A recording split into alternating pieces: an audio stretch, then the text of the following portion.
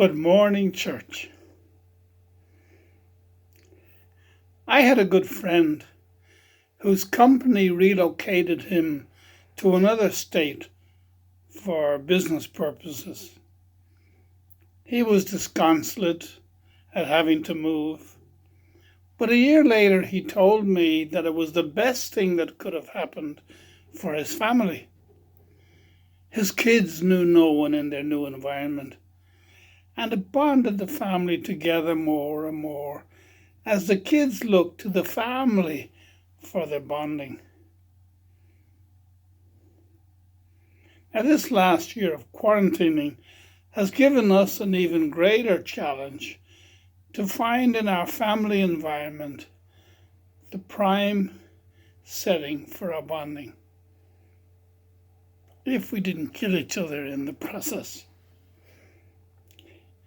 And now in the last month, we have seen how people can suffer from hateful police interactions and mass shootings. But what if our nation sat down to break bread together? No more one culture against another. How would our common humanity be different? St. Luke the Evangelist tells us in the Gospel today that the two discouraged disciples who had left the small community of followers to return home to Emmaus after the crucifixion of Jesus, were suddenly filled with hope and joy when they shared a meal with a stranger and discovered in the sharing the presence of Christ. They rushed back to the community to tell them of their experience. Let me read the first sentence from the Gospel today. It's from Luke chapter 24, verse 35. The two disciples recounted what had taken place on the way and how Jesus was made known to them in the breaking of the bread.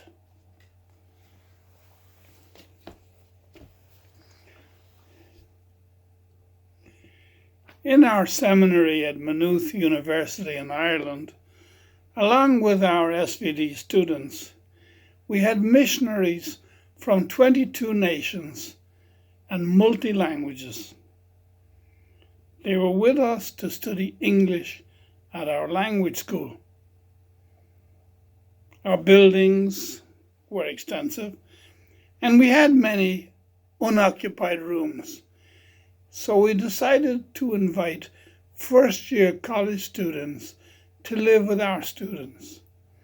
The only requirement was that they had to live by the same rules as our SVD students.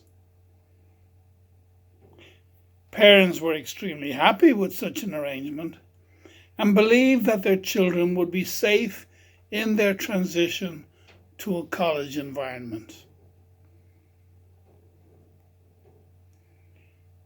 The first few months was an amusing experience as we watched the first-year students learn to adjust. One rule was that when you entered the dining room, you took the next available seat, so that you sat with the persons who walked into the dining room at the same time as you. This led to students taking shorter steps on the way through the dining room if they found themselves in the midst of non-English speaking missionaries, or longer steps if they wished to catch up on some of their friends. The strategy did not always work, and sometimes they found themselves obliged to sit and communicate with men and women who did not speak their language. However, in the space of a couple of months, they were all one big happy family. And we would see students taking shorter steps or longer steps to adjust so they entered the dining room at the same time as the missionaries.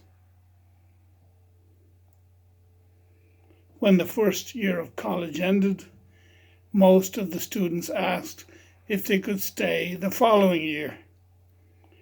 When we said no, that we wanted to give more first-year college students the opportunity to have the experience, they then had time to make arrangements with their college friends to procure and share an apartment for the rest of their college experience.